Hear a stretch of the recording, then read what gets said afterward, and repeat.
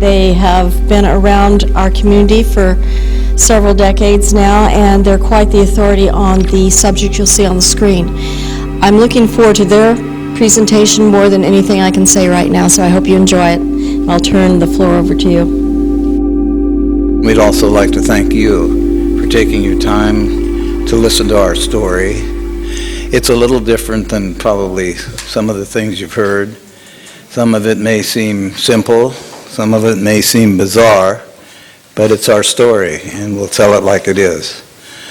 So let's see, we have a brief video that'll zero you in on where we're at and where we've been up to the present, and then we'll take it from there of where what we're doing now and where we're going in the future. So whenever they're ready with the video, I think it's coming up now.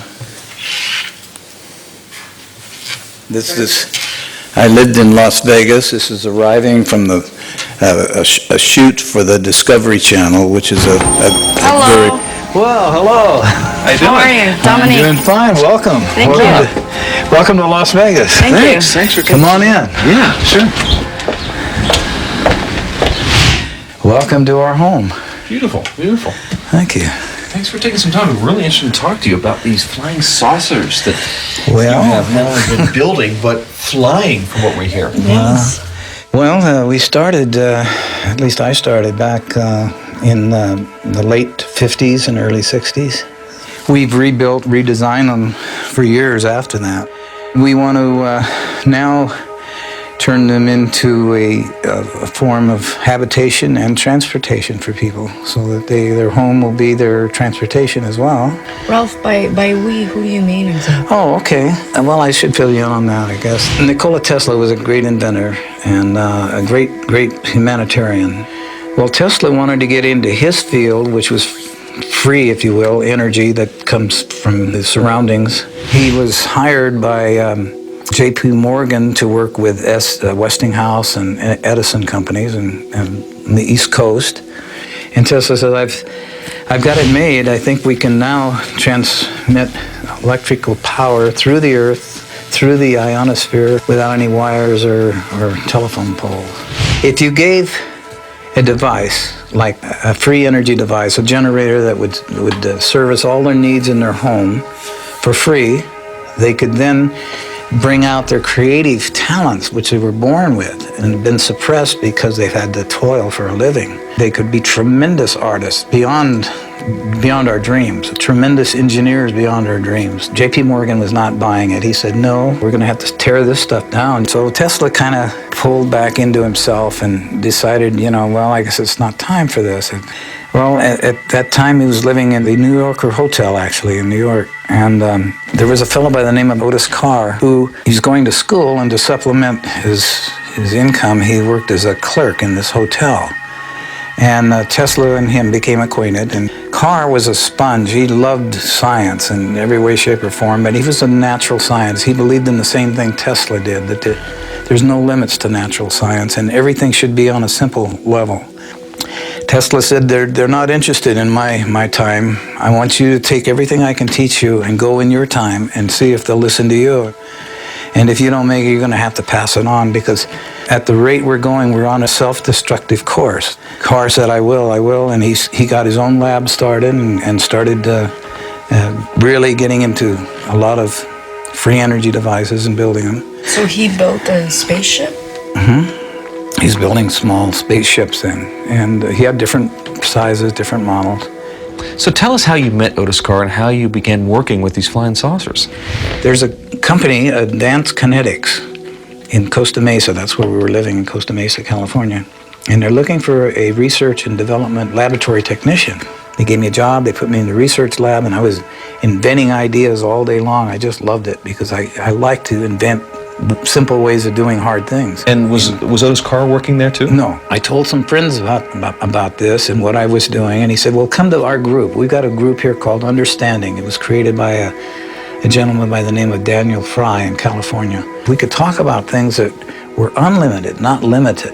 I said, my mission is to see that we have habitation and transportation in one vehicle. And he said, well, you sound like a guy that's back east getting in trouble right now. His name is Otis Carr. And he put in a patent for a levitation device, and they wouldn't give him the patent. He said, you've got to pull that levitation out and anchor it on the ground, and we'll give you a patent on an amusement device. You cannot use levitation. They brought him out to California. They said, here's your lab. It was all built. It had living quarters. It had machine shops. That's where you did most of your work, I imagine. And this is where you guys worked on the spaceship. Mm-hmm. Yeah. How long did it take to develop this craft? Day and night, 24/7, we were building these small prototypes. And they would range anywhere from 12 inches to 3 feet to 6 feet, to, in size. And they actually flew. They actually levitated. Oh, yeah.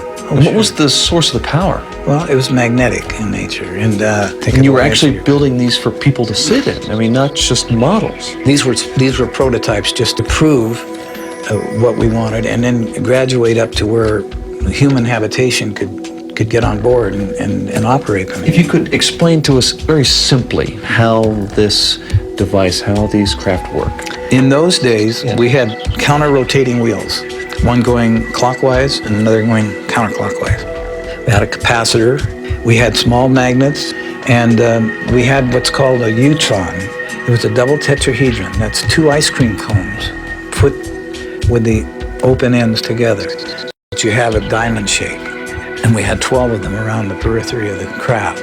And we had magnets, horseshoe magnets, 12 of those around the craft. So when you started rotating and counter-rotating,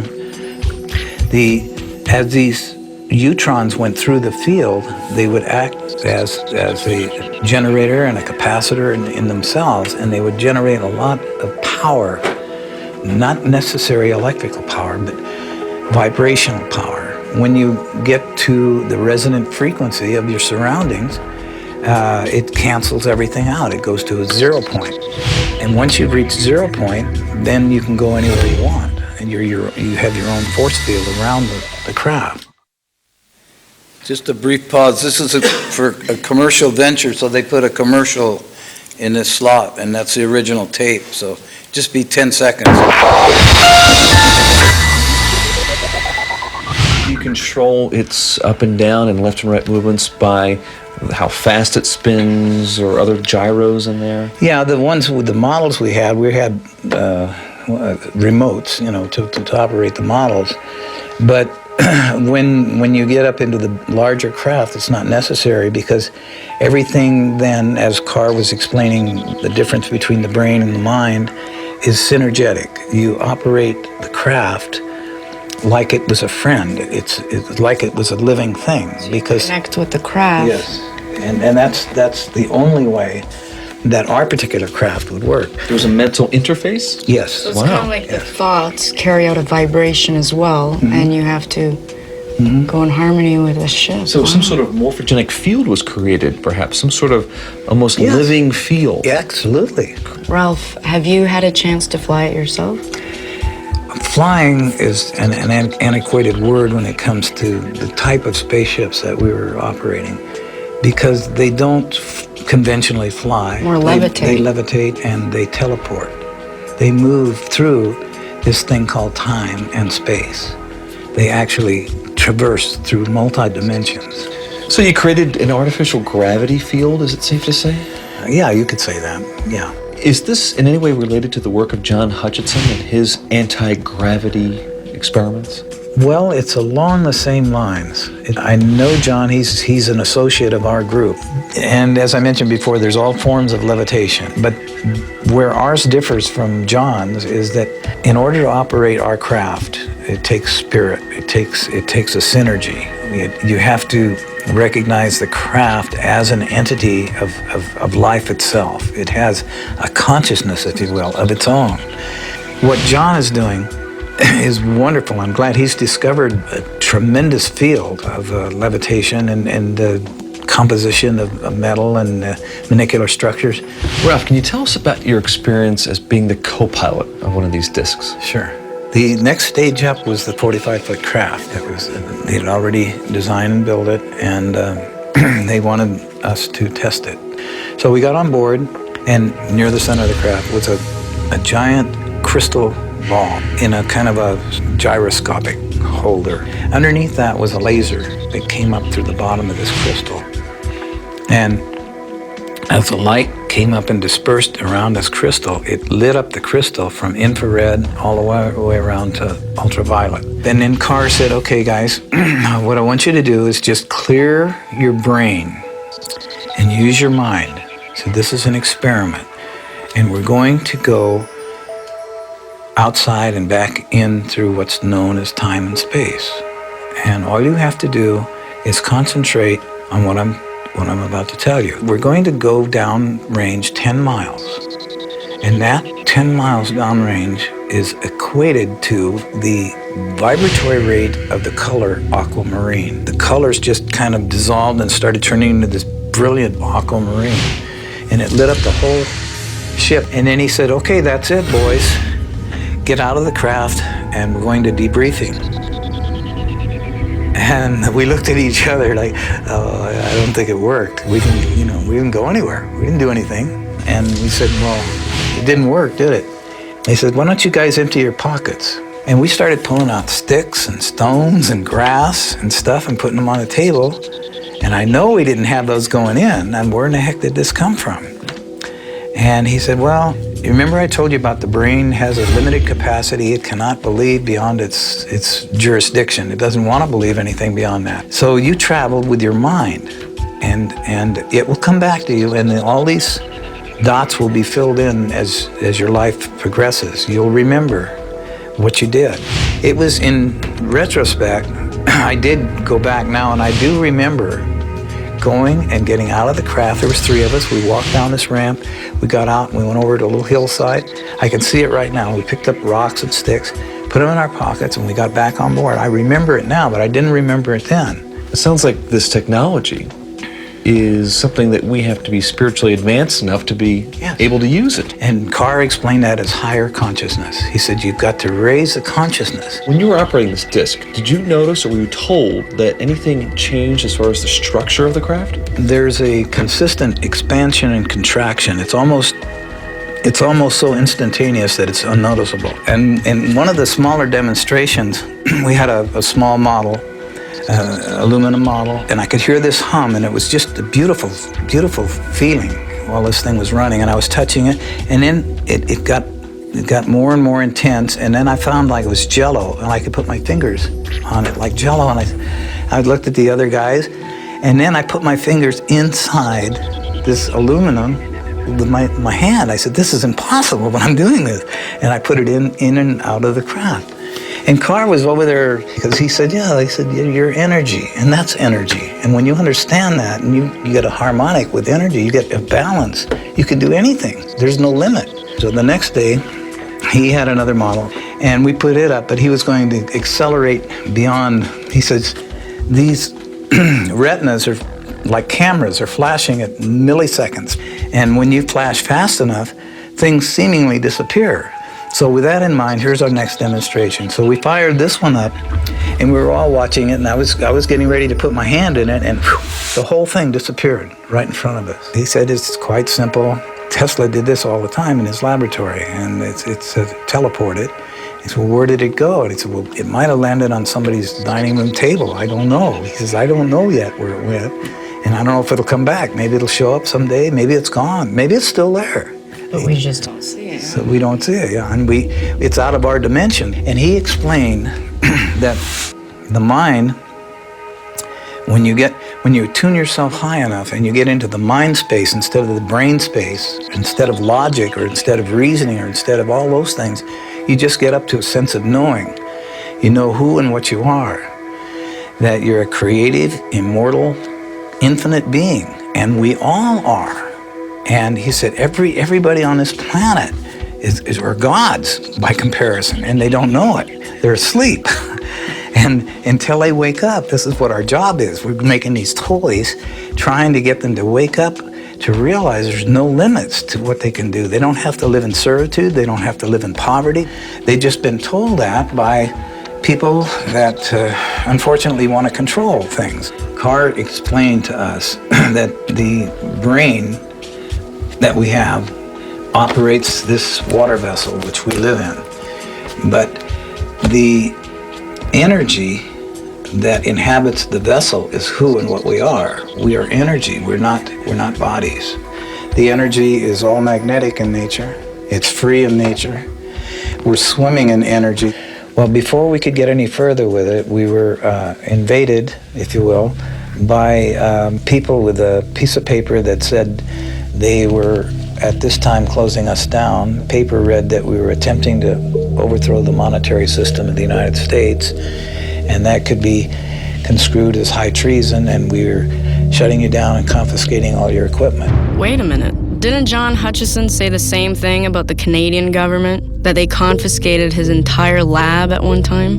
I stayed in touch with Carr as much as I could, but as soon as I contacted him, I was contacted by somebody. We told you to stay away from even thinking about this. Well, what did the energy companies do to Carr?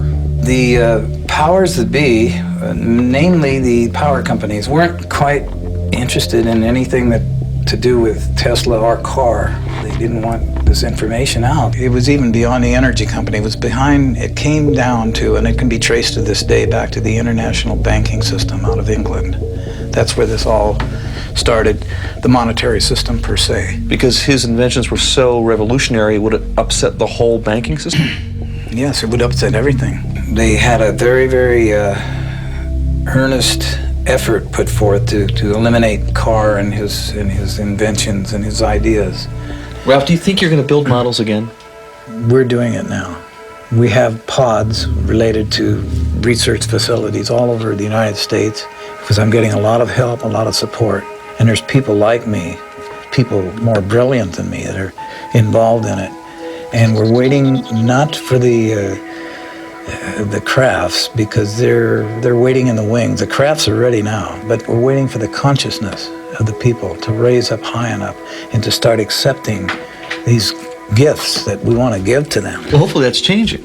And hopefully in time, we'll see people flying around in these crafts of yours. Absolutely. We're going from the Flintstones to the Jetsons. Yeah. Ralph, thanks so much for talking to us today. Well, you're quite welcome. Extraordinary. It's been my pleasure.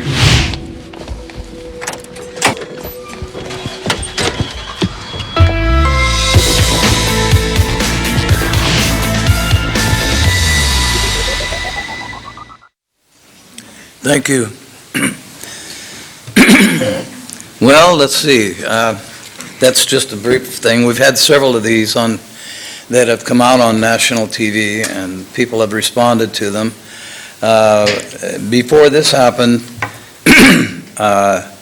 long before it happened, I had gone into seclusion because I got tired of being called an idiot or, crazy or woo-woo or whatever they want to call it. And so I went into deep seclusion in Las Vegas. I had a wonderful life. I had gated, guarded community and all the amenities that life could offer on a material plane. I was worth quite a bit of money, but I was not content because I wanted to fulfill Tesla and Carr's and my own dream to see that transportation and habitation can be in one vehicle, like an RV, if you will, only take it off the ground and put it into the sky. There's not a problem with this. This is relatively simple. When you understand the laws guiding levitation, the way the clouds will fill with moisture right out of the thin air from the invisible to the visible and become heavy laden with hundreds of tons of water until the right time, and in the right time, when designated by the laws of nature, will drop that weight. And the levitation is quite simple. We avoid it in our conventional science because we are trying to use conventional ways to obtain it, and it's really not necessary. In nature, everything is quite simple. And I'll explain a few things that were on the tape that may need further explanation. Right now, I'd like to introduce myself. I'm Ralph Ring. This is Marcia Ring, my wife. And we've been together as best friends, as partners, and teammates. Well, we've known each other since the 1980s. At that time, I had gone into seclusion and built a replica of the 45-foot craft that we had in Apple Valley. This was in Apple Valley, California, which is in the southern part of California, close to San Bernardino, Victorville, down in that area, down from Lake Arrowhead. And I wanted to continue my efforts to see that the information that was passed down to and through me from Tesla and from Carr would continue to go on. And we kept getting stopped. Every time I would build something or do something, I had a small laboratory, and they would come in and they'd send the planning and zoning commissions in. They didn't come in the black suits anymore. That was in the past. But they would come in as planning and zoning inspectors and say, well, you have to do this, you have to do that. And it was quite expensive just keeping the lab operating because no matter what we did, they caused us to, continually move and shut down in our activities. They weren't interested in what we were doing. And then we tried to put it on an experimental basis, trying to get away from, we're not trying to do anything but tinker as a hobby, building these things for experiments and stuff. But then they didn't have a law to cover that, so they invented a law and came in and said, no, you can't do this either. So, let's see, I went to the University of California at Davis and talked to a gentleman there by the name of Moeller, I think Phil Moeller or Dave Moeller, that was being funded by the government to build spaceships, to build levity discs, to get things off the ground, to be able to levitate them. And I saw what he was doing. He had circular foil craft, energized and operated by 8 small combustion engines, which were terribly noisy. I had to cover my ears when I listened to it. Very polluting, very noisy, and I think at best they got 12 feet off the ground. That's all they could do. And then they'd expire their fuel, which was fossil in nature, and they'd have to come back down. So I watched this a few times, and I was invited to watch it. And his ideas were not only flying saucers, but to build flying cars, et cetera. So I said, well, I would like to talk to you about your methods of levitation and energy.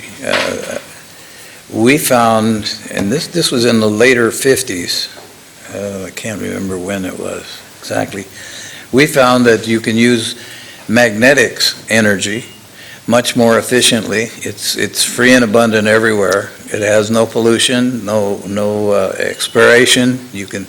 Magnetism goes on forever. We're all built with magnetism. We have a shield around us holding our bodies together with magnetic field. And we want to, I would like to work with you and help you use magnetism for your levitation and propulsion system. And he said, I'm sorry, but we can't do that. And I asked him why. He says, because I'm on a government grant. The government hired me through the university to keep things like we're trying to get there. And I say, well, you're always going to try with that method because you'll never get any more than 12 or 10 feet off the ground. And he said, well, we're paid to keep trying. And if we go, thank you. So I said, well, I will give you my card, and if in the future you change your mind or anything. He says, well, thank you very much, but I have to continue what I'm doing. I'm very happy with the arrangement. So I left, and I bought some land in southern Arizona, Prescott, Arizona, actually out of town a little ways. We in a very remote area and very remote conditions, but decided to go back into designing and redesigning the spaceships and having a laboratory there. That's when I met Marcia. That was in 1981 or 2 or something like that. 81.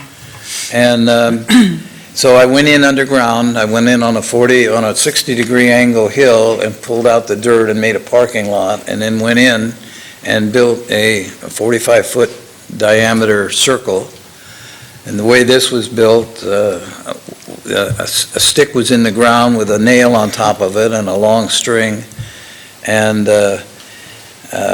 my wife at the time, that's another story, but before Marcia, we were best friends with my wife and I. In fact, Marcia married my wife and I. But anyway.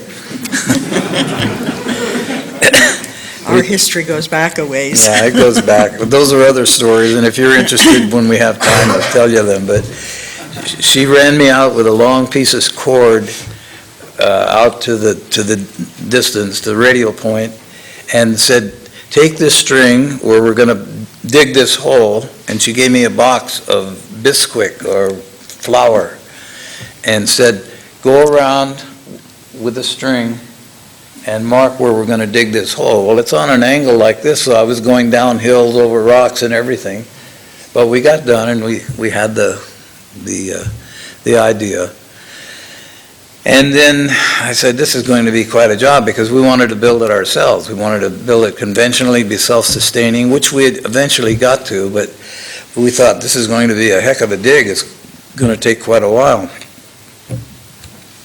But I learned from Carr, passed down from Tesla, that externally you don't have to do much. In fact, the less you do sometimes, the better, because you'll get in your own way. If you use your internal sources, like your mind, like your intuition, if you will, you can be guided by that intuition to do it a simpler way. And if you don't see it right away, if you have patience, it will show up, it will come to you. So anyway, I started to dig this gigantic hole, and a young man in a backhoe happened to be going down the road about a mile away looking for work. He had signs out, I need work. So I said, well, I want to dig a hole here. So he said, I just want to interject. When I first met Ralph and his lady Ruth, they were actually building the road out there, taking rock by rock. There was no road to their property. So, I couldn't imagine these people that are building the road and then building this round house. So it was quite interesting to watch it being built. So, well, we got it built. We got it to the point where we could no longer have the money to complete it, but we got it to a point where it was self-sufficient. We paid no bills for 2 years. Everything was solarized. We had solar electric, solar hot water, solar everything. We had our own garden. For communication, we went and took a course. At that time, it was necessary to take a course in ham radio, so we learned Morse code and so forth, so that we could talk on our ham sets all over the world. You could patch in and talk to everybody for nothing. It cost nothing. except for the batteries, and then we had NiCad batteries so we could charge them up and everything. We had, at that time I had a computer. It was a Timex Sinclair computer, which consisted of 1 KB, and it would take me all day to make a stick man go from one end of the screen to the other. I remember programming it. But we had color television, and we lit up the mountain with our power. We had plenty of power. We didn't have to want for anything. And then for water, we checked on the people that wanted to drill wells, and they wanted, oh my gosh, $4,000 or $5,000 just to drill a hole. So I checked with a friend of mine, and incidentally, if you're looking for unusual information to research, I might mention, if you look up REX, R-E-X, research on the internet, you will find endless things that have never been exposed publicly, that, they're plans, patents, and all kinds of ideas. Well, he became a good friend of mine, and we'd known each other for quite a few years, and I asked him about air wells. And so he gave me all this information on air wells, and they've used them in Europe and Asia for years on different levels. So I said, well, that's fine. Well, I started experimenting, and we managed to pull enough water, enough moisture out of the air by building this small container, and we were building a larger one to sustain us. We didn't need a lot of water, but we managed to get, I think, the most we ever got was about 2 or 3 gallons a week, but we were conservative on our use of everything, so it fit in quite nicely. Anyway, I think I'll end that story of the underground house there, but I brought that up because a lot of things happened there. I started to build a laboratory, and somehow the planning and zoning had to come out, and I had ordered the plans from Sweden about a septic system that was recyclable. You'd never need to do anything. It would go, the methane gas could be used, and the waste could go back into the garden, enough purified from the chemicals so that it would be good for the garden. But I went to the planning commission and I said, I want to put in this septic system. And they said, no, you can't do that. It's not in this country, not in our laws. And I said, well, this is a working system that's much better for the ground, for everybody. And they said, no, you have to dig a hole, put a septic tank and leach lines and so forth and so on. So I found myself complying with what I had to do to keep my house going. And I had started to redesign and build the small models, prototypes, and I was starting to learn about solid-state circuitry and digital, and I knew then that the moving parts would become obsolete. We no longer needed to have moving parts. In a magnetic field, you have a counter-rotating energy going all the time. It gives you the endless amounts of energy consistently. So as soon as I started, all of a sudden I found helicopters coming over, photographing the place and everything, and I knew that, since CAR, they were continually watching and observing what we were doing. So I put everything back into my intuition and said, okay, what do I do now? And all of a sudden, a friend of mine, his name was Walter Baumgartner. He had a magazine called Energy Unlimited. Wasn't that the name of it? Energy Unlimited. And they're still available somewhere. I think Library of Congress has them. And he was really, his whole life was energy, to how to get it out and make it easier for people to live. So he wrote these books. But he was constantly harassed about his publications and said, this is wrong, this is impossible, it's not conventional, it doesn't fit our laws, etc. But he approached me, came out on the property and said, I see where you're at, I know where you're at.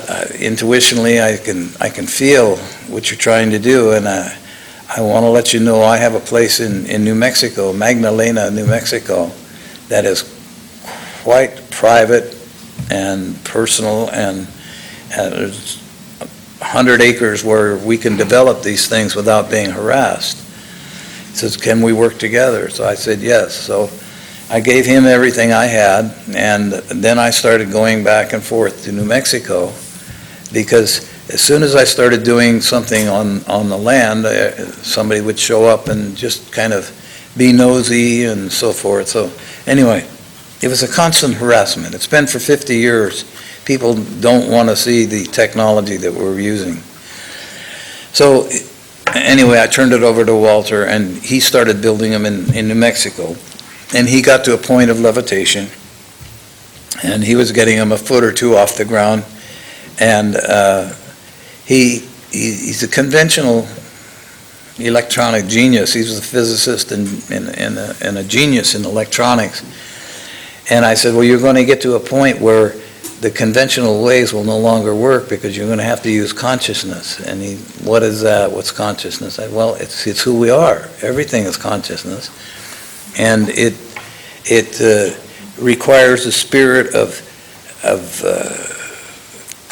integrity and focus on what you're doing. You have to love what you're doing enough to where your device will start talking to you in a language that's unfamiliar to the conventional science. But as you move forward, you will see different aspects that need attention from a compassionate standpoint instead of an anger or a fear or a doubt. And I said, you'll have to replace those former ways of doing it before you'll get it off the ground, because this craft that Carr designed was, in essence, here's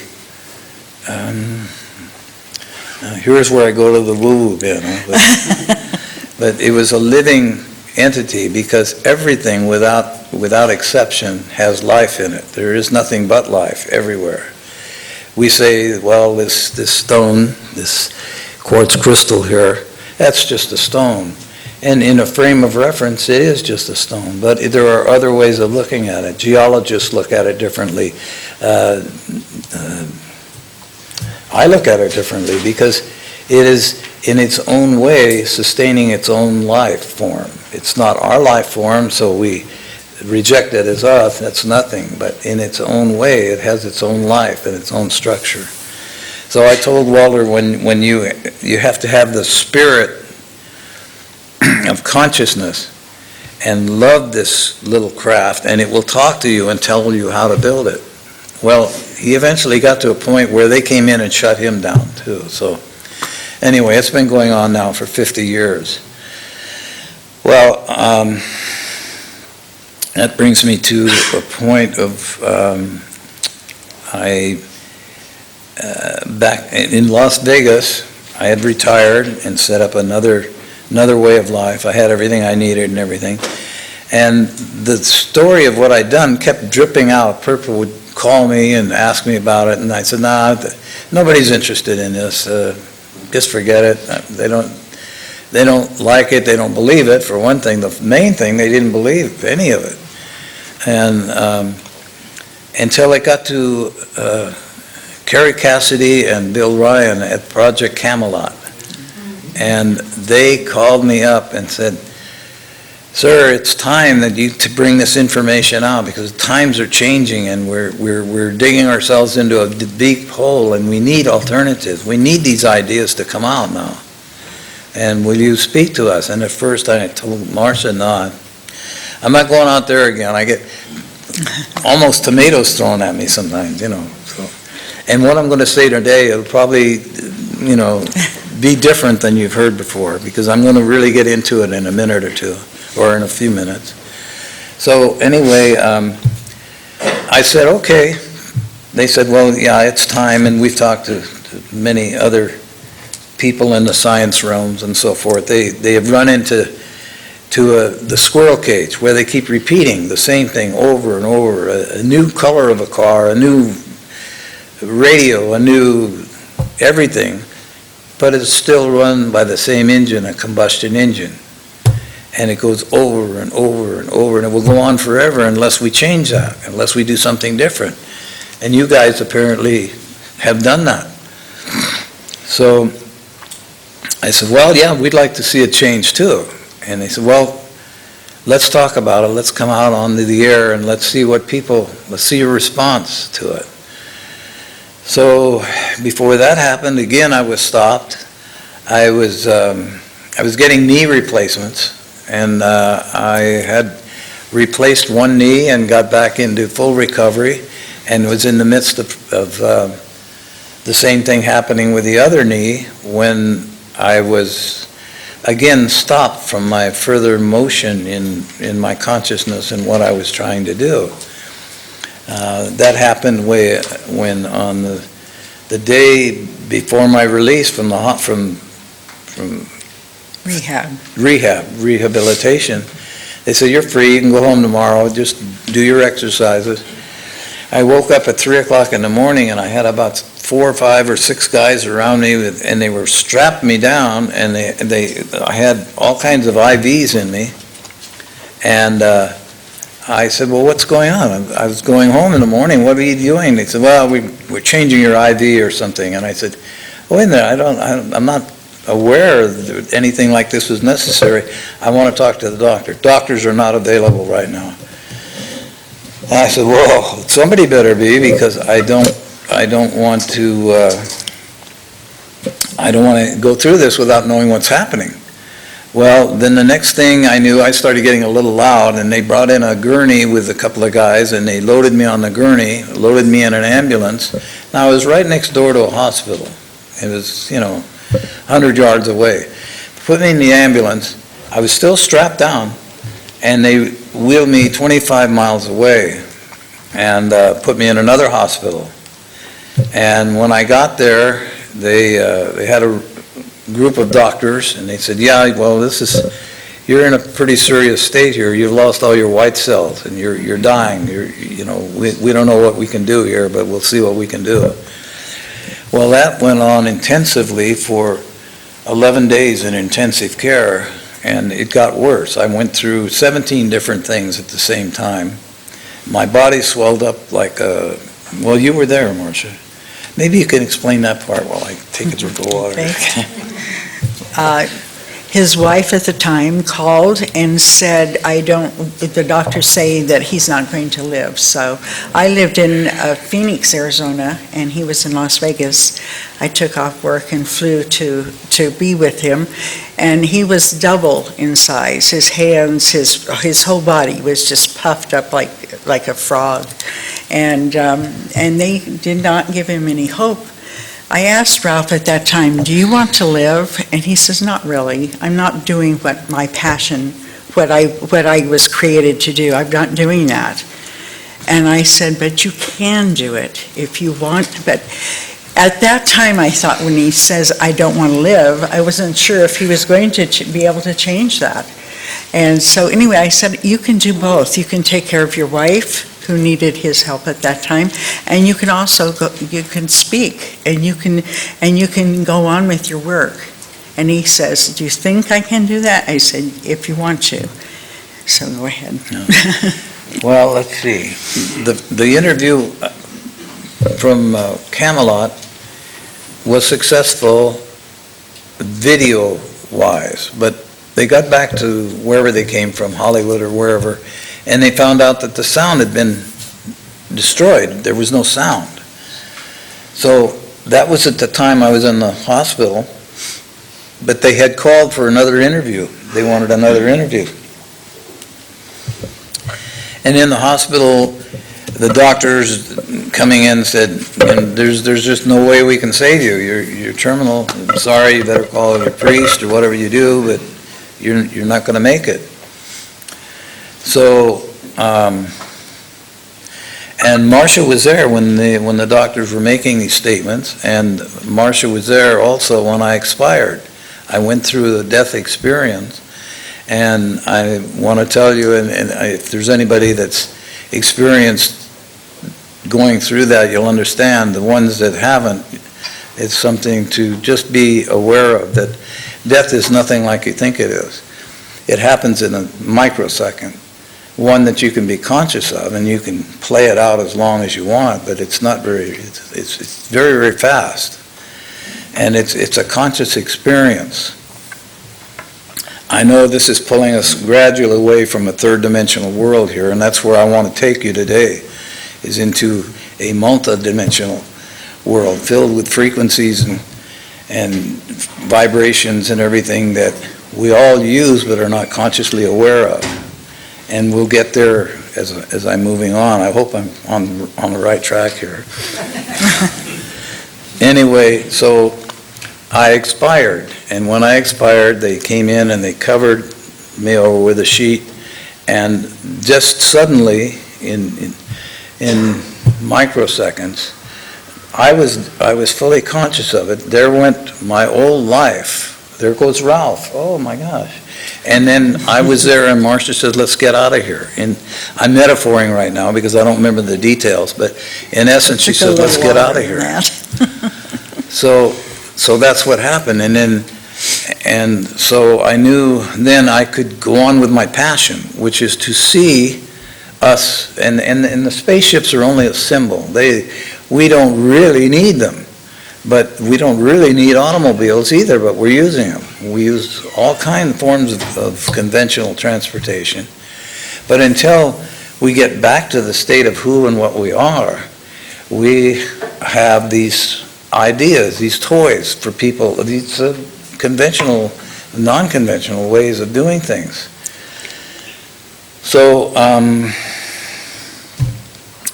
anyway, life went on, but I knew then I had to rapidly pull myself together, and I was in perfect health after that.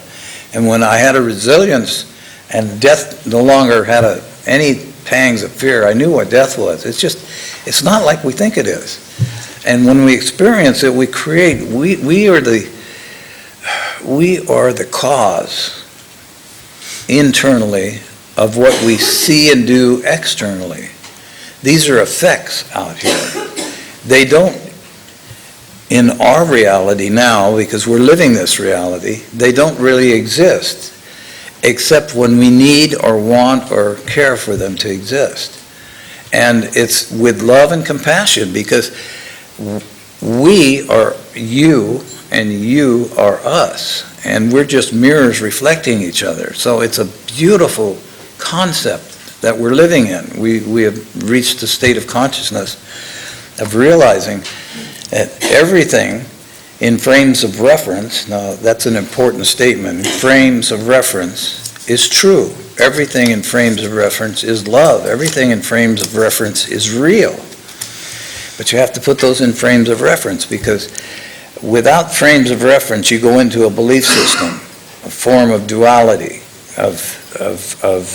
well, I believe this, and you get in the science world, you get in the religious world, and your belief system's going to be crushed one day by another belief system that comes in and points out, well, you didn't look at this. Oh, I forgot that. And you go back and forth in a squirrel cage world of constantly changing your beliefs. And the belief system goes right, wrong, up, down, left, right, goes on forever if we want it to. And if we want to enjoy the third dimension forever with that belief system, that's not a problem. My kids are enjoying it now. They're having a wonderful time, but they're having parties every night. They're having fun, banging themselves up while landing in the hospital and this and that. But they're having a wonderful time with what they call trauma and drama, and they can't wait for the next trauma or drama to come so they can experience another bump or another bruise. And they don't listen to mom and dad anymore. They think we're a couple of kooks.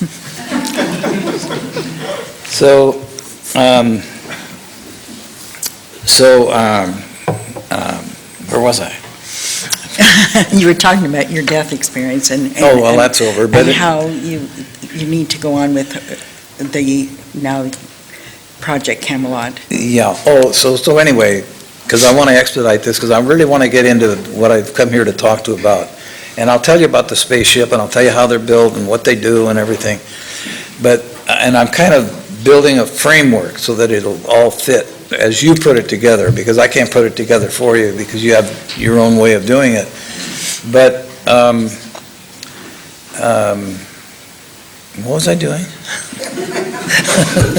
One thing I want to say, when he came back, when he came out of the death Yeah, that's- experience, he has never had a fear of death or fear. He eliminated that. He came back as the same Ralph Ring, but different, with different feelings, different knowingnesses. And so that's been really an amazing. And I found out conventionally we try to do away with the idea of fear. And you're never going to get rid of it. So you might as well make friends with it. And I made friends with fear on an avalanche in northern Washington State when I lost my grip and was sliding down into a hole that might have been 1,000 feet deep. I was hanging onto the edge of the hole looking over. And all I had was snow and ice with gloves trying to keep my balance. And I could feel fear coming up through my feet, up through my legs, and warning me, advising me not to panic. Because if I panicked, I would let go or whatever, and I would have to go into another life form or whatever. So, Ralph, Marcia, that's a cliffhanger. Could we take a 10-minute break and come back and hear? Oh, see. okay. This is exciting, so everyone just take a 10-minute break and we'll see you in a few minutes. It's all yours. Well, as I was saying about fear, I was on the side of a hill in an avalanche condition that got me down the hill, and I was just about to go down into a very deep crevasse when this fear started crawling up my legs, and I got to my gut, and I had a choice. I could panic, and I didn't know where that would get me, but I panicked in the past and it wasn't comfortable. So I decided to stay still and let fear guide me. I said, okay, what do you want me to do? And suddenly it said, well, this was a stick sticking out of the snow. And it said, grab that stick. I said, that's going to break. It said, grab the stick. So I grabbed the stick, and it was part of a trunk of a tree. It was a root of a tree. So I could get stability and calm down enough to dig my hand in the other side for a rock. I found a rock, and I pulled myself out. And then in retrospect, as I sat reviewing or reflecting the experience, oh my God, it just saved my life. This is my friend now. So when I need fear, I will call you. And when I don't need you, don't come around. I mean, I just made a deal with fear. It became my friend. So now when I get close to something that's dangerous, it comes up and warns me. And I say, thank you, I'll handle it. And it's my friend. So now I never have to deal with fear or anxiety controlling me. It's the other way around. I have a friendship, not even control, I have a friendship with fear. But I got a lot to tell you, and so I'm going to move on with this, and I'll probably miss a few things, and there'll be a short period of questions and answers if you have anything specifically that you'd like to know. So anyway, I got out. I'll run through this very briefly, and if in the future you want to know any more, be glad to ask me. But I got out of the service. I didn't know exactly what to do, and I was raised in the woods. I was raised in a place called Paradise, California, and everything there I learned from nature. I learned about. I forgot my list. I forgot my list. The bees. I learned, I would be interested in the bees and how they operated. So I would observe them, and at first I was, curiously trying to understand them, and they would get excited and nervous, and they would start swarming, and I learned eventually. Now this was over a period of a few years as I walked back and forth through the woods, 7 miles round trip to go to school. And during that time, I kept wanting to know not only the birds and the bees and the ants and the squirrels and everything, but I wanted to know how and why nature operated the way it did. And so I remember this one day, I said, it's time to sit down with the bees and find out. And later on, I'll tell you a bee experience that I had that I think you'll find interesting. But I sat down and I kept getting closer to their Hive. space, their hive. And I heard the intensity of the wings. They would get a little more intense. I thought, oh, they're just like me. They're getting a warning like, hey, don't come too close. You're getting into our territory here. And just, back off and relax. And we're going to come and take a look at you. So all these bees would come around, and eventually they would land on me. And I thought, I'm going to get stung. But I stayed calm, and I said, hey, what are you guys doing? We're just checking you out, just checking you out. And then they'd leave, and then finally they didn't want anything more to do with me, and I didn't even have a bee around me then, and I'd get on and look into something else. But again, and this was before the fear incident, but again, if you use your intuition instead of your even your logic and reason will leave you wondering sometimes. But your intuition, if you nurture it and become friends with it, it will guide you to always being safe, always being comfortable, and it will, without worry, without doubt, it will lead you to your next adventure if you allow it to, eventually. So I was raised in the woods. I came out after graduating from grade school, 8th grade, in the woods. I came out into the bigger world, the world of industry and business and medicine and so forth. And I found all of it almost immediately useless. Like what are you doing? I couldn't believe, they were still doing this and that, which I'd learned is not necessary when you follow the laws of nature. So I said, well, I want to do something about this. I want to, make a difference and show people that if we can go back to the laws of nature, you don't have to toil, you don't have to work so hard at doing things that are relatively unnecessary because you have to do them over and over and over again, and it's not necessary. So I devoted my life then to. And I've always been interested in magnetism since I was a kid. So I said, well, okay, I'll just go along and let my intuition guide me. And I saw I didn't want to participate in the conventional ways of doing things because they seemed backwards. They seemed going in the opposite direction of nature. So eventually, and in the interest of time, I'm kind of metaphoring and going forward with the talk.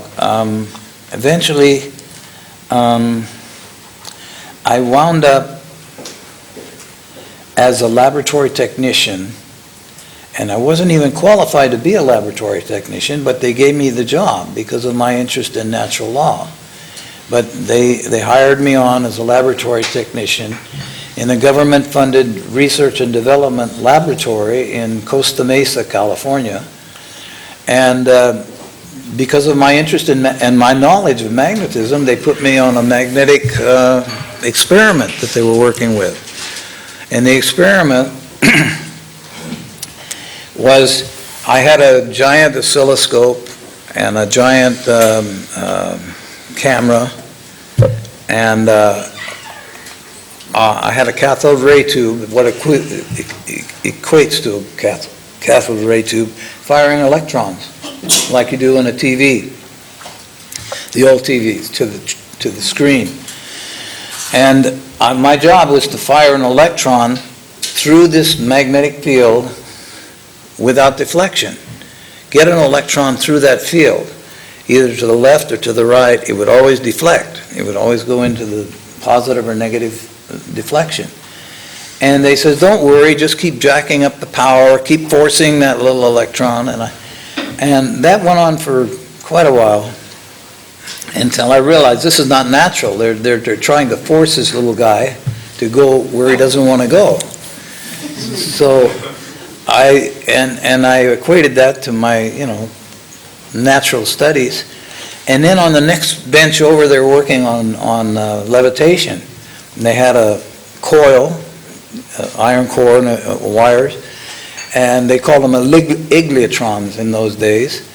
And they were firing it up, and they would levitate a steel ball for 3 or 4 minutes and burn the coil up. And they go get another, and go get another, and go get another, over and over. $400 a copy, and this was in 1957 or something, way back. So they were expensive.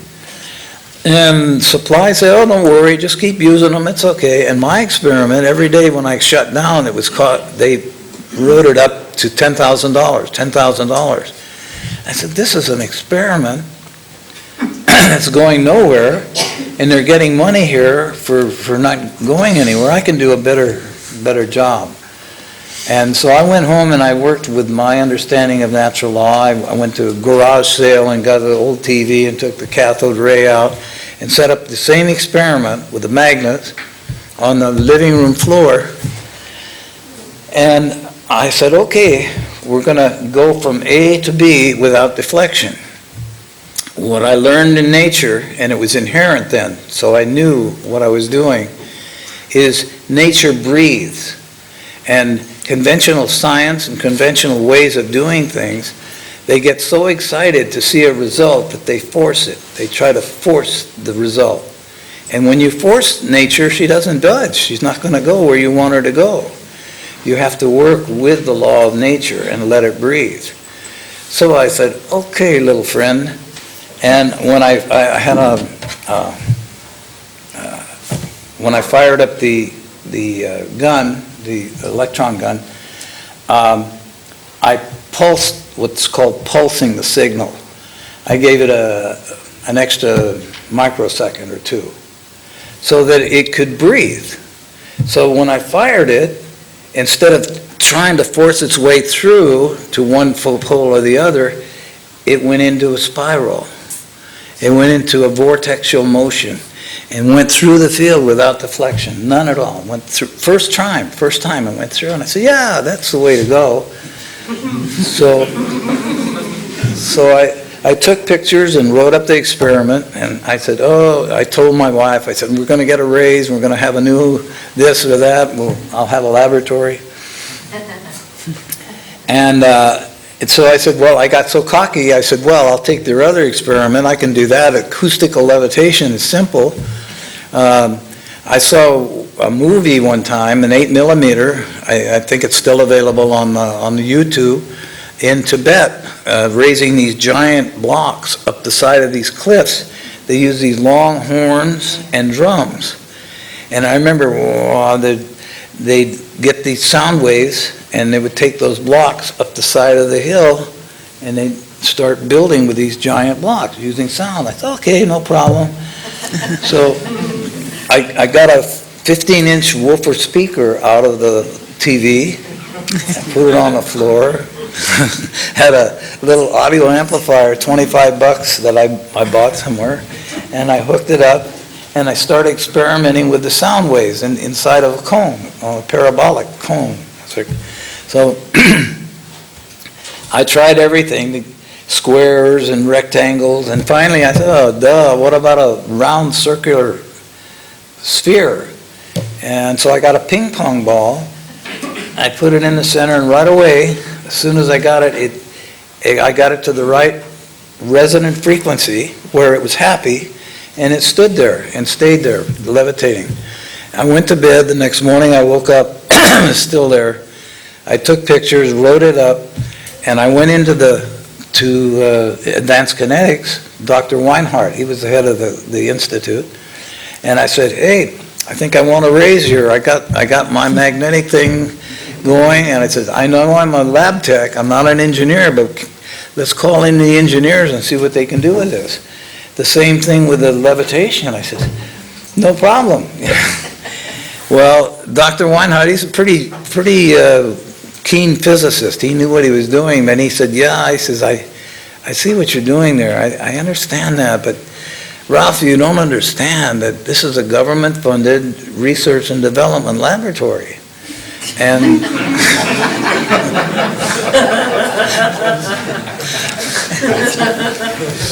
And we're paid to look for answers, not find them.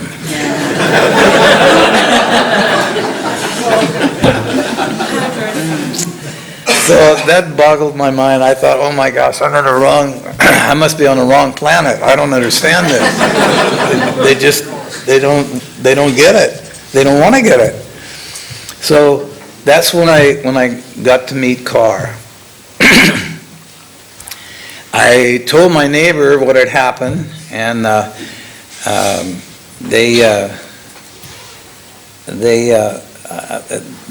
Dr. Weinhardt said, go back to work, we're going to put more money in your envelope.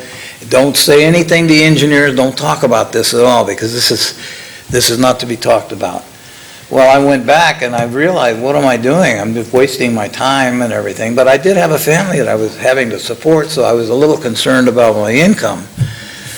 But pretty soon, that didn't matter anymore. I realized I had to be me, and I had to go back to nature, and so I had to quit. Well, that was... Thank you. So I told my neighbor what had happened, and he said, oh, you need to talk to these other guys. There's a bunch of us that once a week we get together, this little group called Understanding, and we just rap and brainstorm and come together with ideas. And they'd like to hear what you're talking about, because they have things that similar interest and similar things happening to them. So I went over. I told them, I said, I want to see us get off the ground. The rubber tire is ruining the garden. It's tearing up beautiful forests and putting down asphalt and cement and rubber tires and noise and pollution. I want to see us get like from the Flintstones to the Jetsons. Like, let's get it up in the air.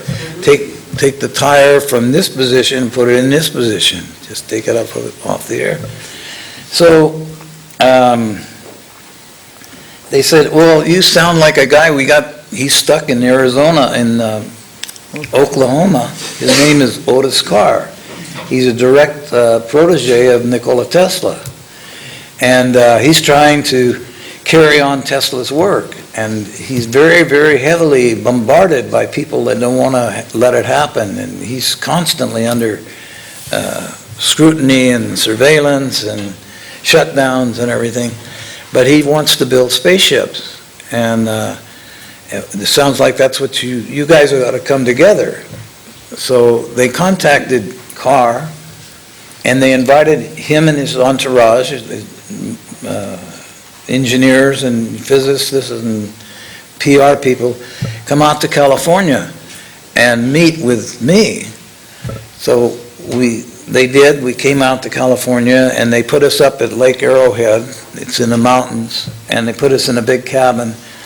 And I got acquainted with Carr. Well, it was like talking to someone from a multi-dimensional universe. This guy didn't have any limits. I mean, at first he's reaching all the polite, excuse me, too much breakfast, and adequate things to say and do, but then we got into it. I said, I want to get into, I want to get in to do this. And he says, yes, I do too. So we would sit out all night and discuss, that what Tesla had taught him, and he was teaching me, and we were working together on the things not available to the public because the public was not interested. And that was about consciousness, about what consciousness is and what it does. Consciousness is everything. And he explained even in those days, he said, we live in a spiritual world, not a physical world. We have a cause and effect. We are the cause, which is an internal consciousness that creates an external world, which is called the effect. And outside of the observation of your what's called eyes, your retinas and cones and rods and so forth, They're just cameras reflecting your internal life, which is the real life. Out here is not the real life. It seems like it, and we create it with our thoughts. But our feelings don't always coincide with our thoughts. Our feelings are internal, and our thoughts are external. And there's no problem with that. They can align themselves to where your feelings and your thoughts are the same, and everything is fine. But what happens is, in haste or anxiety or something, people start forgetting to the alignment, and they get too accustomed to their own creation, which is the external world. And instead of forgetting that we created it ourselves, we think, well, no, it's not my fault, it's everybody, there's people out there. No, that's erroneous. And Carr would explain to me, no, it's our consciousness we are immortal beings. And that's been known forever. Socrates way back, and all the philosophers talk about the immortal self as being our soul, of who we really are. Who we think we are is our external projection. We extend ourselves out to think we're something, and that's in some cases called the ego or whatever, but even eventually you have to make friends with your ego, because it's also a good friend if you don't abuse it. But, so I said, yeah, well, he says, well, the kind of craft we're going to be building here is magnetic in nature, pure magnetism. We don't want anything to do with electromagnetism, because that's conventionality. That's, in fact, the topic that I was asked to talk on was anti-gravity. And I thought, well, what am I doing talking about anti-gravity? But now that I see it, it is because I want to get people's feelings and thoughts off the ground, to get to see who and what we really are. We are really magnificent beings, all of us, every one of us, and we are doing things now that we don't realize we're doing that are simple in nature. We don't have to go to the trouble, to the extent of working hard to get something done. It's no longer necessary when you realize who you are. So can you take it for a minute? Can you say something, please?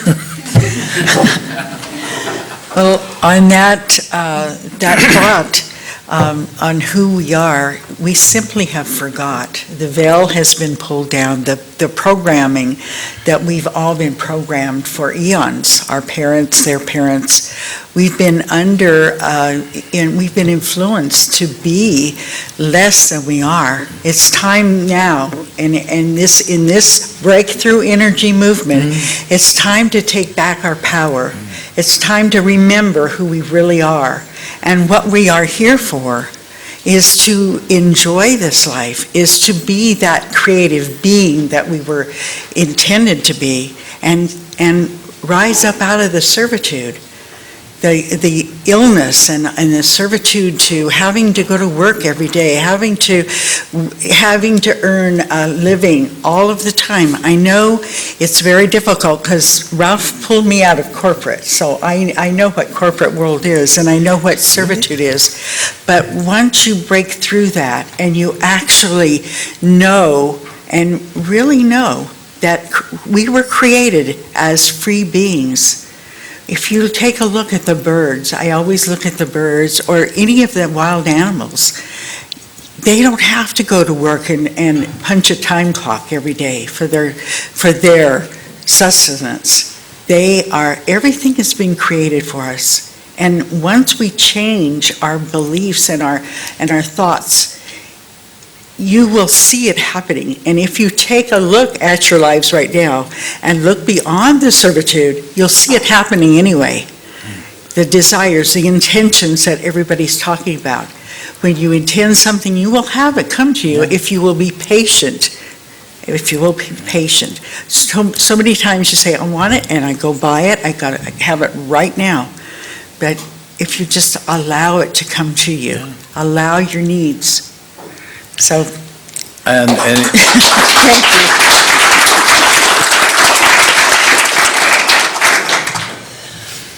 And the how is quite simple. Marcia and I are experiencing what would equate in labels, and a lot of these labels are made up because I don't know any other words to put on them. I don't have an academic education or anything, but we call it a fifth dimensional consciousness that we're living in or experiencing rather than a third dimensional.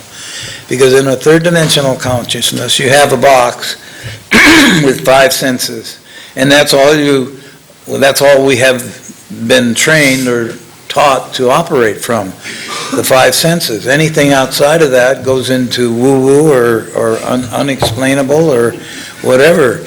So Marcia and I have raised our level of consciousness to a multidimensional stage. We no longer have the restrictions of 5 senses.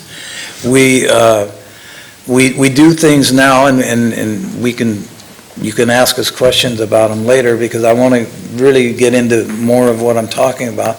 We do things now that seem impossible, but they're done every day. We to put labels on it, and I don't want to limit it, and I don't want you to think that we're trying to tell you something that we don't do.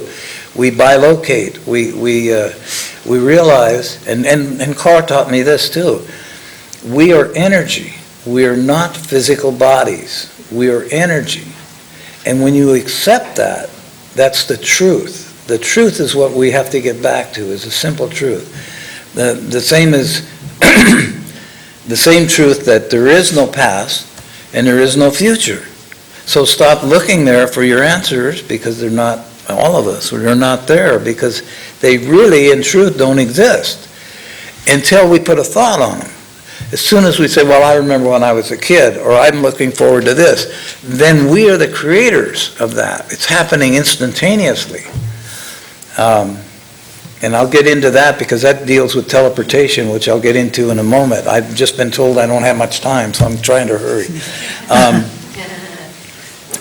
So, where was I? Huh? Teleportation and bilocation. Teleportation, bilocation stuff. Okay, well, anyway, we've got into a state of consciousness where we now, and it's simple, because I know the next question is, well, how? How do you do that? It's just simply realizing we're already in a perfect world. We're already in a perfect condition. We just forgot it. And by our thinking differently, we create differently. So we look at something, oh, that's not so hot. Okay, it's not so hot.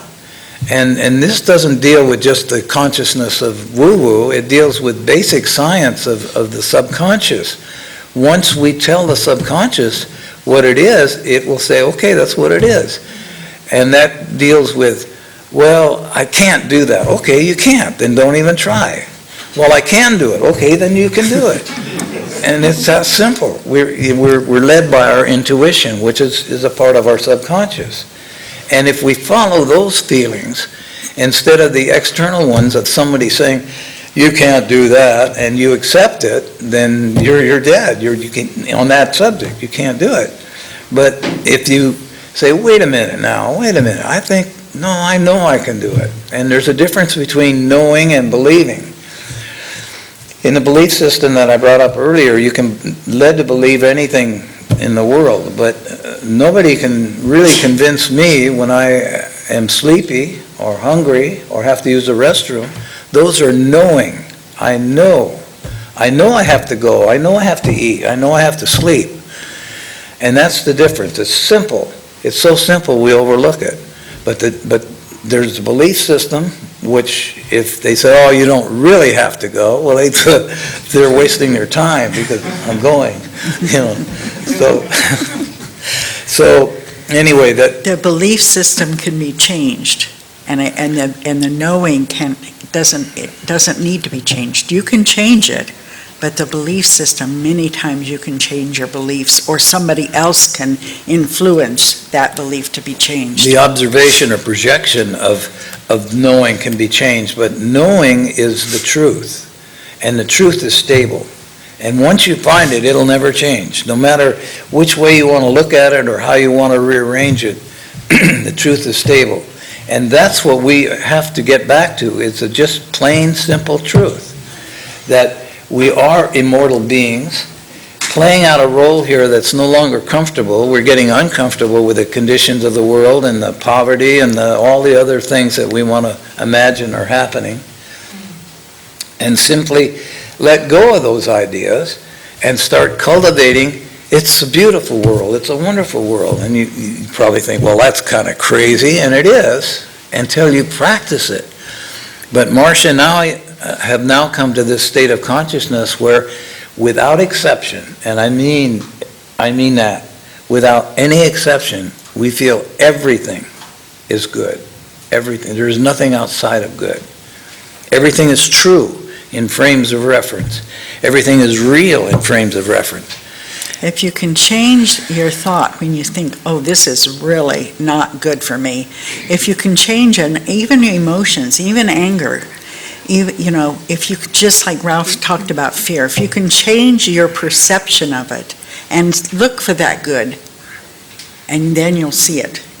And maybe you don't want to see it. It doesn't matter. But if we can all start changing that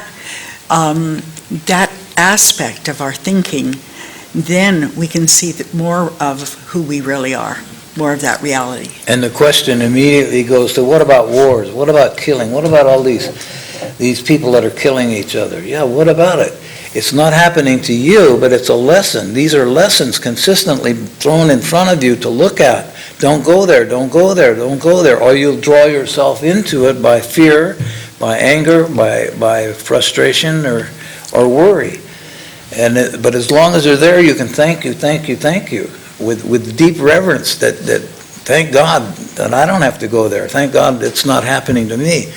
And those are lessons that are externally, assumingly happening. We don't really know that they're happening, but we hear they're happening. We see the television, we hear the news, but it's not a reality until we know it. So don't waste your time on the illusion, because it's just an illusion that's saying, come on, be happy, wake up, don't go there, don't go there, don't go there. And it's a warning to us, like fear was to me, of where we're going. So I want to get back to the spaceship because a lot of people are interested in that. So anyway, Carr and I got together, and he had his engineers and everything. And it wasn't more than a week until the people called from the group that we were studying with and said, we have a laboratory, we have the facilities all available. We have a giant warehouse, a laboratory, a tool and die, a machine shop, everything. Go down and go to work. Let's get some spaceships. Okay. So we went down and we started to work. And we started building prototypes. Carr brought some things with him, so we didn't have to start from scratch. And pretty soon, past the models and past hundreds and hundreds of experiments, we were able to synergize with nature. That means harmonize. And the way we did that is what's called resonance. Resonance is a very simple thing, but it's very complicated if you don't understand it. But once you reach the resonant frequency of anything, you can change it. You can allow changes to take place. Well, I'll tell you about the bumblebee. I mentioned the bees earlier. When I was in science class, I was on the second floor of the classroom, and the teacher was saying bumblebees cannot fly. They aerodynamically, you're wasting your time, they can't fly. At that moment, there was a bumblebee outside the window looking at me. And I said, this is a choice that nature is giving me. You want to continue with this guy, or you want to come back out and find out what's going on?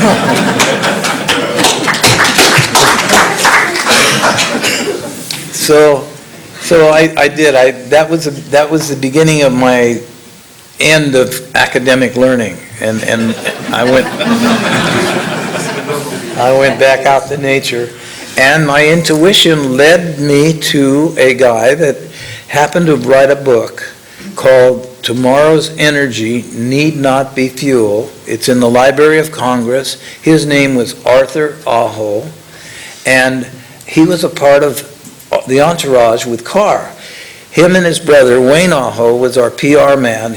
Wayne Aho was an ex-military, he was in intelligence, and he was exposed to many, many things that they told him to be quiet about, that it wasn't meant to be for the public, and he said, bull, it's the public's got to know about this, it's their money. So he joined us, and I met his brother, and I said, what about the bumblebee? And he said, no, you got to give credit to your teacher, that's all he knows. That's all he knows. And so give him credit, honor him, and I will show you how bumblebees operate. And so he showed me that next to the larynx in their throat, there's a tiny hollow cavity. It's just like a straw that's hollow.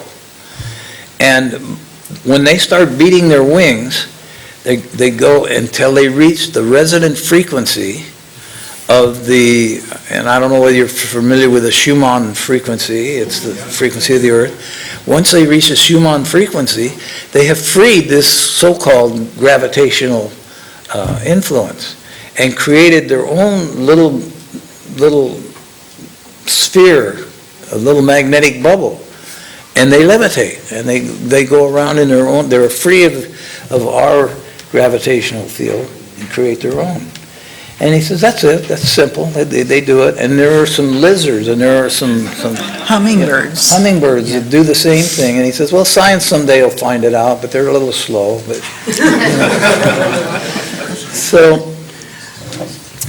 So anyway, we started building these models, and we got into the prototype, and then finally we got them off the ground. We had little small ones, 12 inches and so forth, and we were moving them around our area, but it wasn't enough area, so we used the entire valley to try our little prototypes. And they would illuminate, they would ionize, and they would create a corona around the edge of the craft, and people thought they were flying saucers, and said, oh my gosh, they're going to come running down on us and shutting us down again.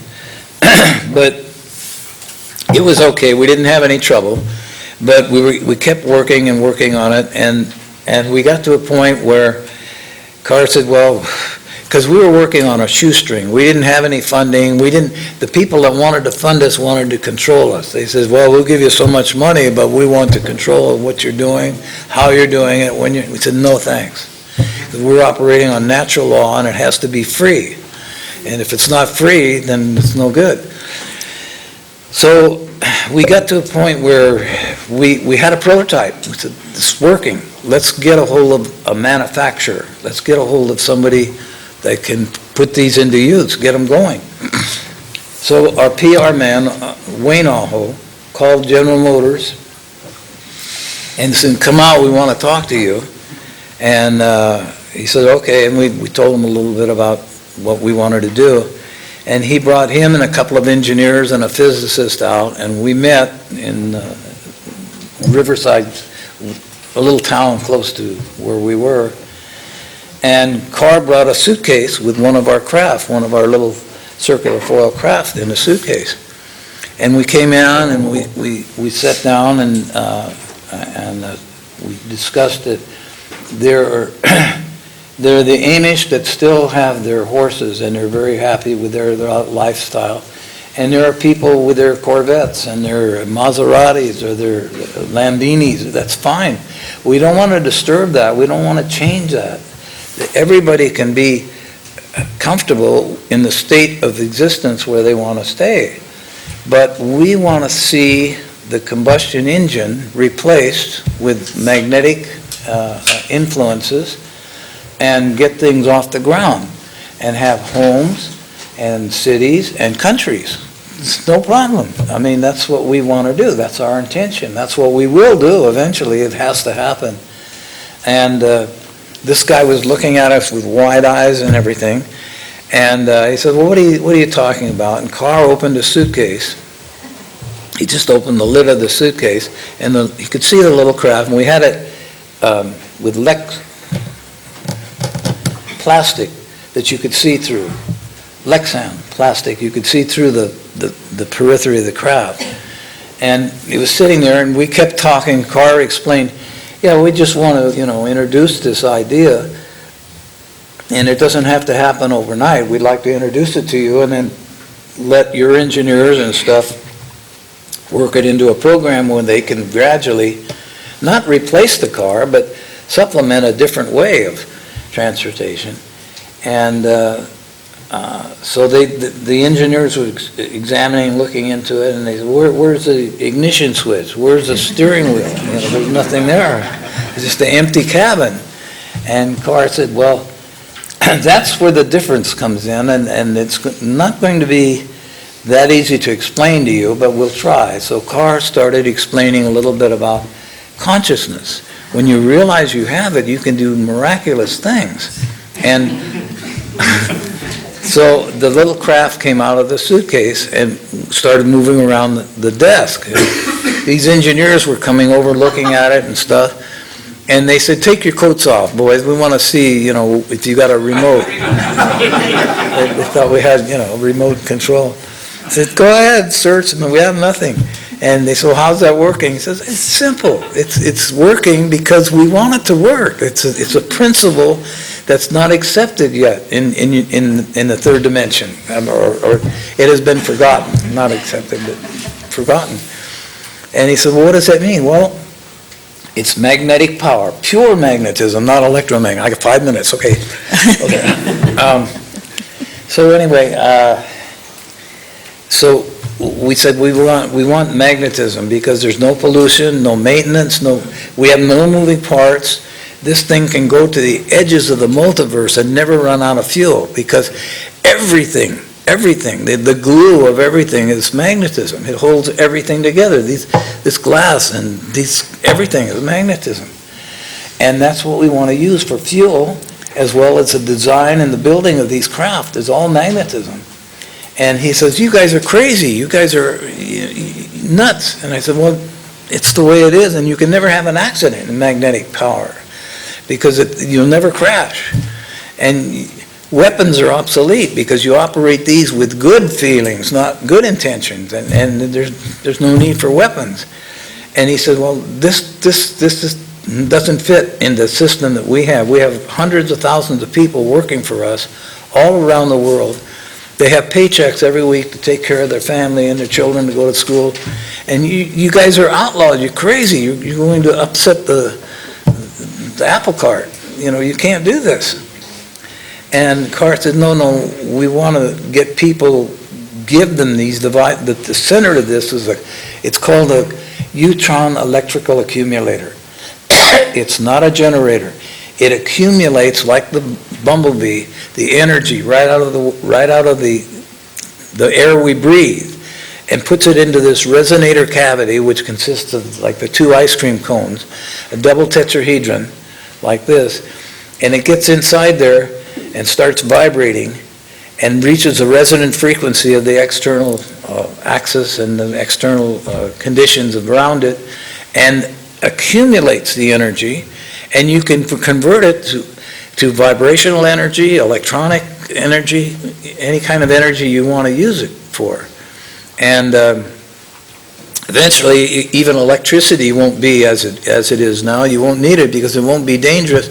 You can use vibrations to do everything. You can go into a room and illuminate the room with something no larger than this. And this is what we're working on now. That's why I've only got 5 minutes. I'm trying to get it all in here.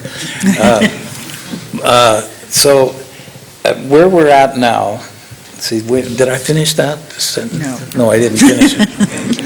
Well, If you put them up, we'll shoot them down. Oh yeah. So the guy said, you guys are outlaws, get out of here, we don't even want to talk to you. And if you, Mr. Carr, if you put those things up, we'll shoot them down. We don't want you around. You're an outlaw to the system. So Carr says, okay, I guess we shot our best shot. We better go back. We had a 45-foot craft, a larger craft. And he says, it's ready for operation. It's been through some tests. I want you to take, with 2 engineers, and I'm just a lab tech, but I'm into nature and I'm into natural law. So he selected me to go along, and because most of the time I was running for hamburgers or I was working on the machine to build parts. So He said, I want you to get on board, and we're going to take a test flight, and as soon as we get done with that, we're going to take these. We had 2 more that were going to be ready. They weren't ready.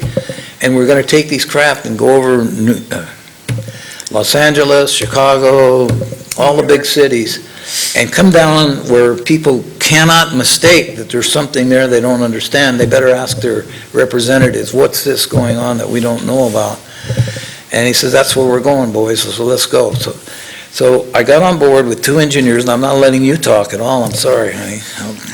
I neglect her all the time. It stabilizes me.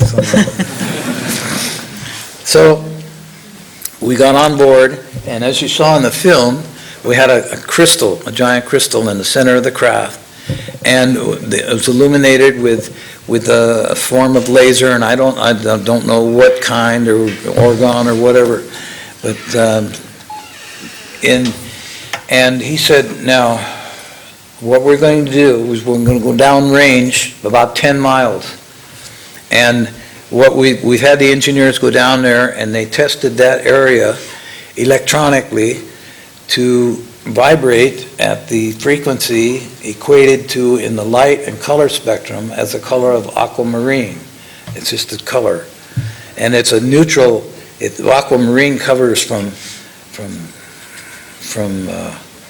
what is it, emerald to sapphire. It covers a large range of frequencies. But this aquamarine was an area that they measured. And what we're going to do, we're going to fire the crystal, and we're going to keep the same thing I did with the little electron, keep changing it until all these colors in this was a quartz Crystal. like a holographic crystal with all the facets on it. And when it reaches the color of aquamarine, you've reached a resonant frequency of 10 miles down there, and I told you before, we're all energy. Nothing exists but energy. We just are thinking in a box.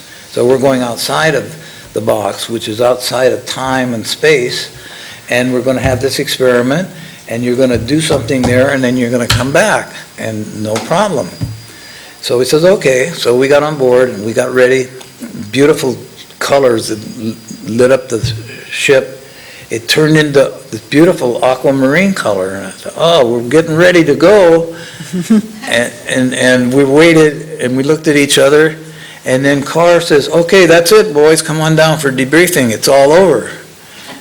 And we said, well, we didn't go anywhere. And we looked at each other, we didn't do anything. No, we didn't. So we went down, and Carr, Carr said, how was it, boys? And they said, well, we didn't go anywhere. What, it didn't work or what? And he said, oh, you don't think so? Empty your pockets. I said, what? Empty your pockets. So we started emptying our pockets on his desk, and we had sticks and stones and rocks and everything. We emptied it on his desk. Where did that come from? And we knew we didn't have it when we went in, because we had to shower up and put on these little jumpsuits, and we knew we didn't have anything. Nobody came inside the craft when we were there. So he said, well, how did that get there? And he said, I told you we were going outside of time and back into time. Your brain, and this is his own definition, because there might be many, many ways to define this. He said, your brain operates at its optimum capacity of taking care of its jurisdiction, which is your vessel, your water vessel, which you occupy. And it makes sure that all your organs and all your facilities are operating properly. It's not interested in spaceships or deep sea diving or anything else. It wants to take care of the body. So, okay, well, I'll just round it off. I'll round it off, okay. So anyway. We all want to hear the ending. You want to hear the ending? Okay. What do you think? Can we Yeah. extend for 15 minutes? No, we don't have that time, but we want to hear a wrap-up. We're real curious. Okay. Let's all do it together. Outside of time. This is our spaceship. Well, so anyway, he said that your body, your brain doesn't know or want to know anything outside itself. You have to use your mind. Your mind is equated to your intuition, to your heart, and to the ether world, not the conventional world of that we're familiar with, but the world of the ethers. And so you will someday remember it. Your brain will eventually accept the fact that this happened, but maybe not right away. But what we remembered later was we did go downrange.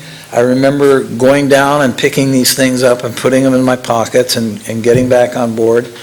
And for years, I had no way to verify that. I didn't even barely talk about it.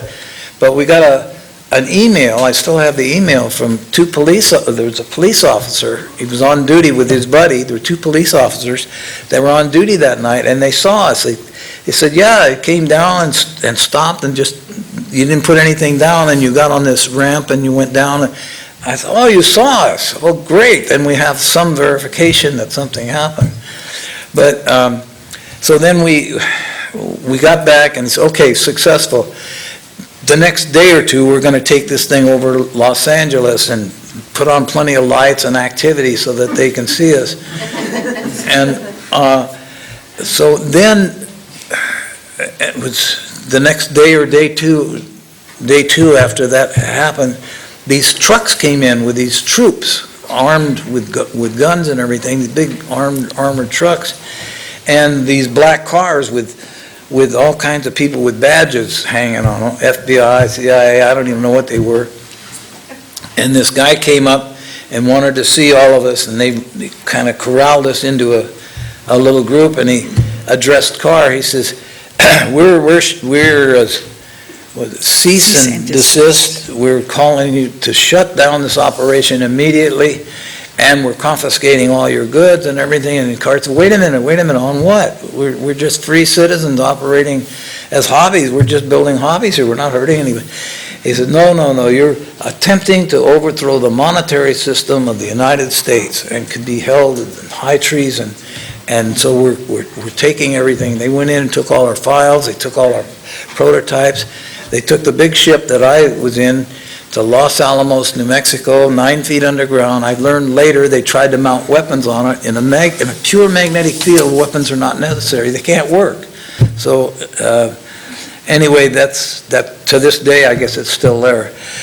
And the future is we got these pods now all over the world. We got them in Australia, we got them in Canada, we got them in Hawaii that are rebuilding these things.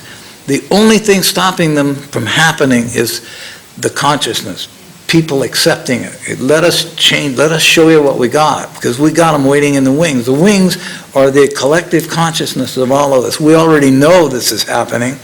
We just have to allow it to come forward because we need it right now.